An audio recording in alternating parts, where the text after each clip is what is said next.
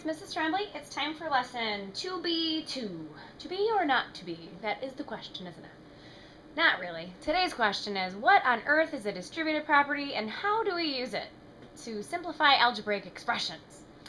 So first off, we had talked in 2B.1 about expressions being in simplest form, and there were two things that made them not in simplest form. One of them was if the expression contained like terms, and the other one was it contained parentheses. So it's time to talk about what to do with these parentheses if they're in the expression, because we need to get rid of them. We want to write everything in simplest form. So an expression containing parentheses is not in simplest form. The distributive property allows you to rewrite an expression without parentheses, but you're still keeping the value exactly the same. So to kind of understand the distributive property, this idea of two different expressions representing the same exact amount, we're going to kind of refer back to our little algebra block lesson. And we're going to start with some pictures because these visual models, they help, I promise. So if you picture this, let's say that these are our little x's. I'm going to put x's inside each one. And these were our ones. Those were their names, right? If I asked you to write an expression for this picture, which we had kind of done in class a lot, you would see, okay, well, I can't just say I have 8 of anything because I don't, but I have x 4 times, so I can say 4x plus we have these 4 little blocks, right? So let's do the next one. Save room because we're going to end up writing 2 expressions for each. When you look at this next one, we see that we have 1, 2, 3, 4, 5, 6 x's, plus we have 3, 6, 9 blocks. Those little green ones. And the last one down here, we have 1, 2, 3, 4, 5, 6 x's, plus we have 1, 2, 3, 4 green blocks. So hopefully you're in agreement that that expression for each one, that would represent the picture. Now there's another way to look at each of these, and I kind of have them grouped. I don't know if you can tell or not, but I have some spaces apart. And I have a couple groups with the same amount, meaning this. These look like little exclamation points now. Here's one group with an x and a 1 in it, and I actually have this x plus that 1 4 times, right? So couldn't we also say that we have x plus 1 4 times? Well, if you want to say that you have x plus 1 4 times, you can't just write x plus 1 times 4, because you would only be multiplying the 1 and the 4 according to art of operations.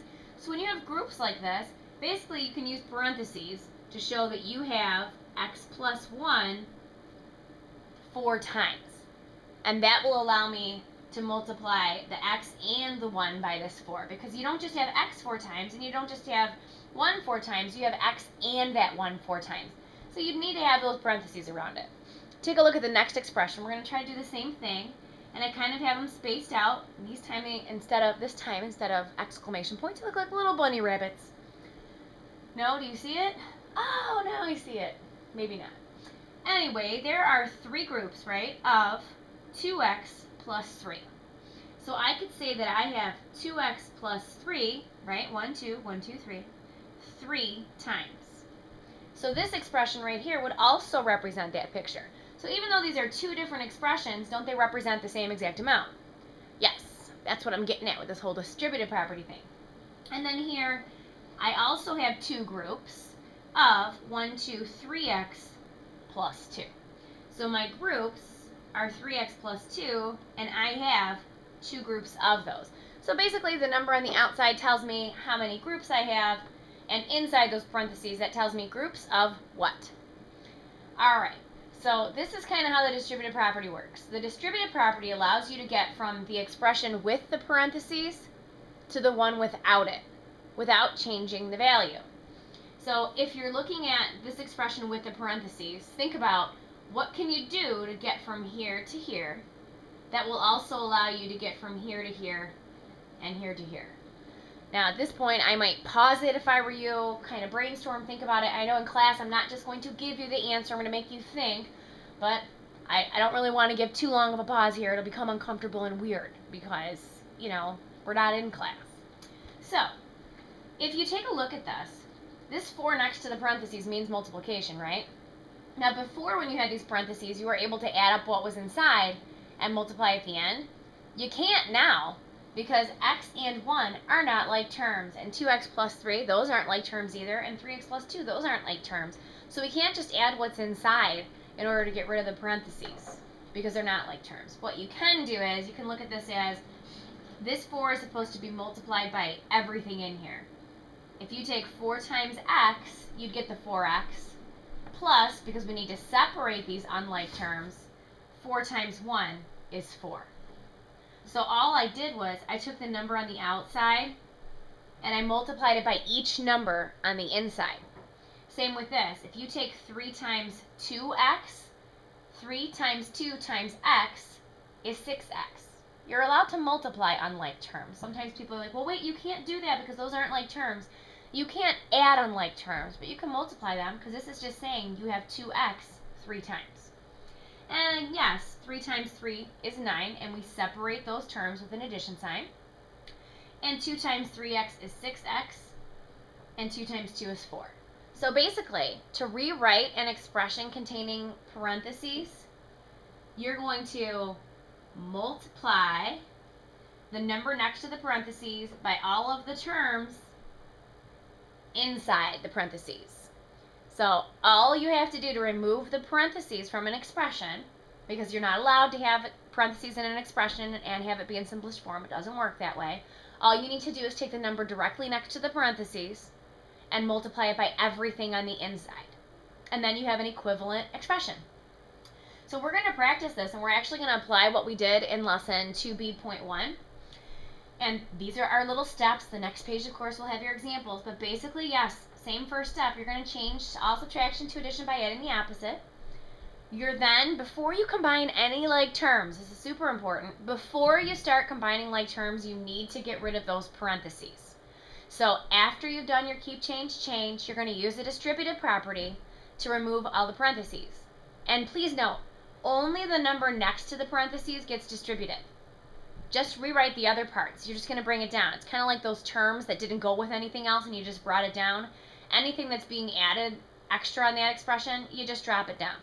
So if it's not next to the parentheses, don't multiply it by what's inside. That's the moral of the story. And then number 3, you're going to combine like terms by adding their coefficients. Basically, after you get rid of the parentheses, that's the only new thing. You're going to end up with an expression that looks like what we've been doing all week long. So let's try some. Turn your page. There are just 6, right? Only 6. And we think, oh, it's all right. If we didn't show you any examples, it'd be really hard to do this stuff. So I ask you to simplify each expression, right? And right off the bat, I know this isn't in simplest form because I see parentheses in there. So your step 1 says to keep, change. So I'm going to rewrite this as all addition. And maybe you put a 1 in front of that x. You can do that. That would be fine. I'll do that. So we were doing before. And now, do you see how this 5 is right next to those parentheses? Our step 2 says use a distributive property to get rid of parentheses. So I'm going to take this 5 and multiply it by 1x. And if I have 1x 5 times, don't I have 5x? So basically, I'm just multiplying the coefficients. 5 times 1 is 5, and I have 5x. I'm going to bring down that addition sign so I can separate my terms. And 5 times negative 8 is negative 40. Now see how there's just this plus 4x at the end? It's not directly next to the parentheses. There's an operation sign in between. You just bring that down.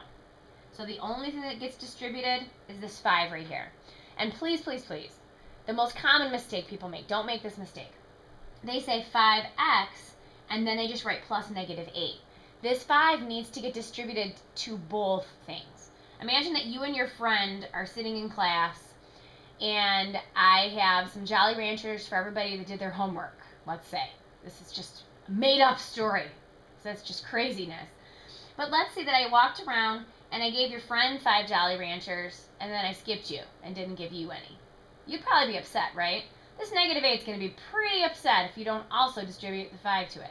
So make sure you're distributing the number on the outside to everything on the inside, or somebody's going to get upset. All right, at this point, this should look like those expressions that we've been dealing with all week long, right? This isn't in simplest form because I see that I have some like terms here. I have a 5x and a 4x. All you need to do now is add their coefficients. We have our 9x, so the x's are gone. We have this negative 40, And bada boom, you are done. Again, if you wrote negative 40 plus 9x, that's okay. You might also see this written as 9x minus 40. These both mean the same exact thing. So if you got 9x plus negative 40 and the only answer available is 9x minus 40, you can say to yourself, oh yeah, that's the same thing. It's not different, because you would keep change this right into that. All right, next one. Step 1, let's keep change it. So I'm going to rewrite this part. This is minus 5g. I'm going to write plus negative 5g. Again, my first step is not to take this 3g and combine it with a negative 5g. You can't do that.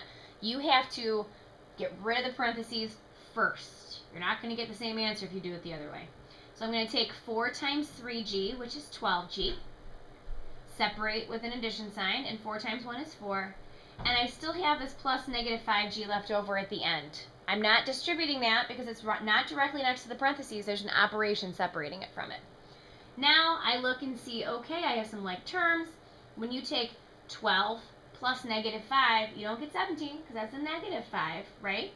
So 12 plus negative 5 gives you your 7. So we have 7g plus we have 4. Or 4 plus 7g. Next year when you cover polynomials, you'll learn the correct way to write the answer. For now, I'm okay with either way.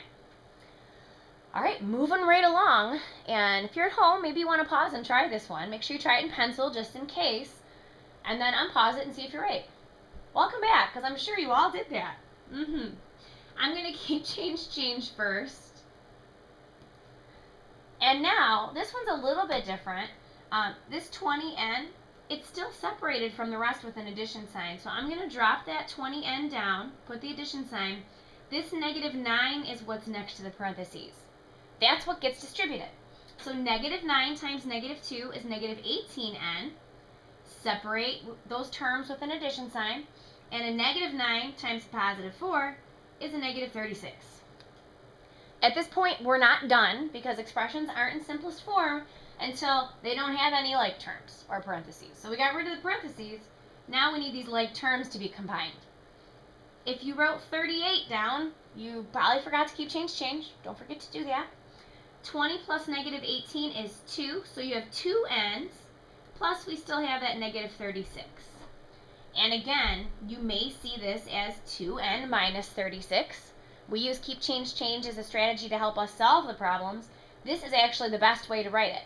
For now, because you're just learning this stuff, this is fine, but I do want you to start to understand that those two mean the same exact thing. Alright, next one. I'm going to keep change, so 10x. Plus 2 times the quantity of, because that's how you say it. Crazy. Crazy and fancy. I would tell you that I'm fancy, but you already know. Yep. That one just never gets old for me. I'm sure for you it does. Okay. Maybe you're thinking in these parentheses, oh, I can just add those together. Those aren't like terms, so you can't. So we have to use the distributive property to get rid of them. This 10x is separated with an addition sign, and this negative 4y is also separated with an addition sign. The only thing we need to distribute is this number directly next to the parentheses. Everything else gets to just get dropped down. So I'm going to bring down this 10x, bring down my addition sign to separate my terms. 2 times 3x is 6x, bring down my addition sign. 2 times 4y is 8y, bring down that addition sign, and bring down my negative 4y. At this point, it's time to combine like terms because we have some, so I know it's not in simplest form yet. This 10x and 6x go together.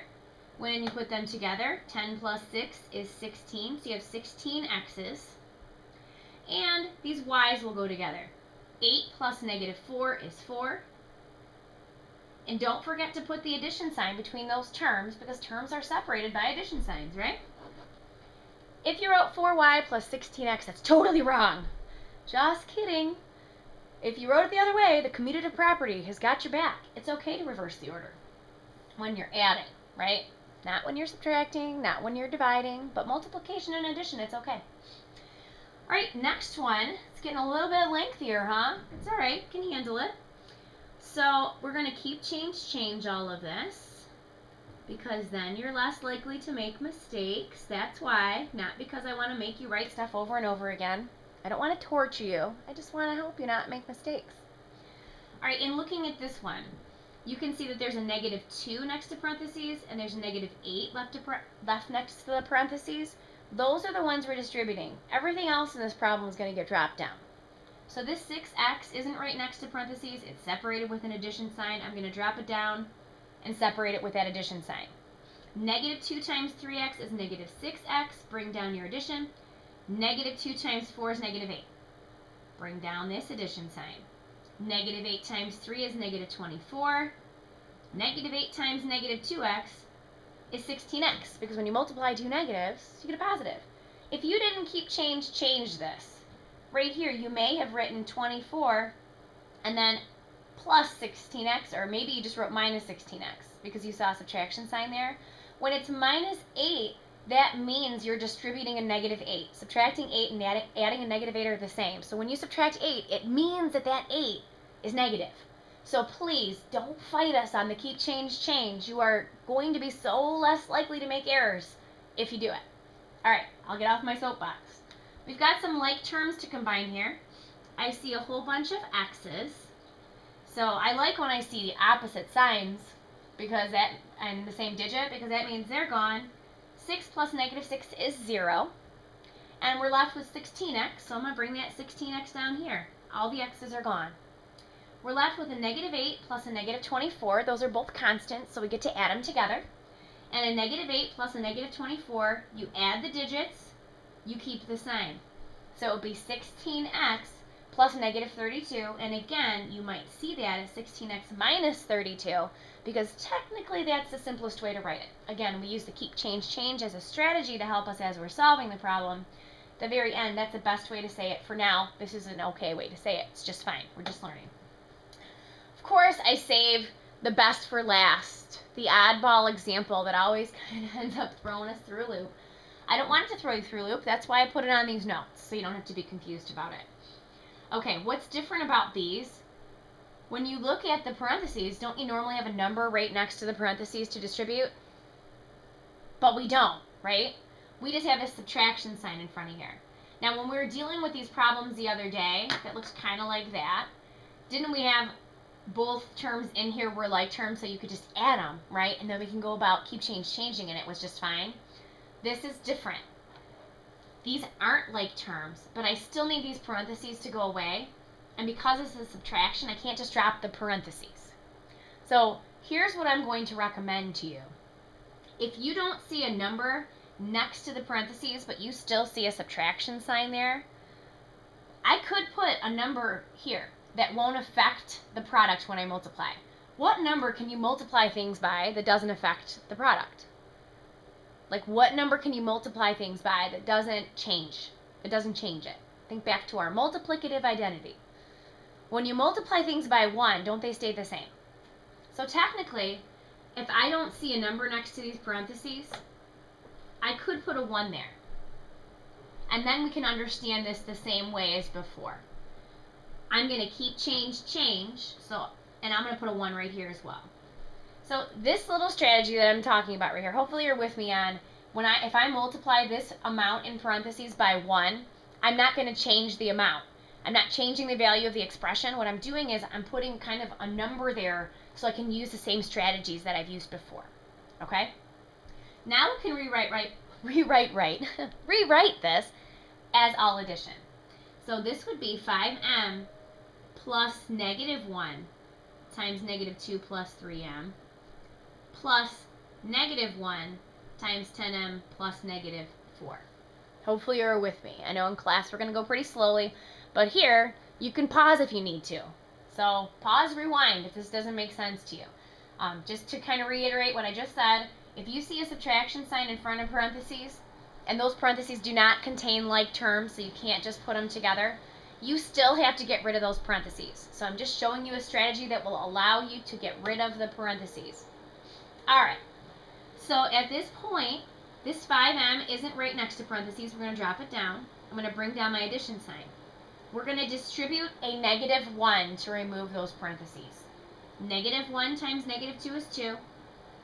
Negative 1 times positive 3m is negative 3m.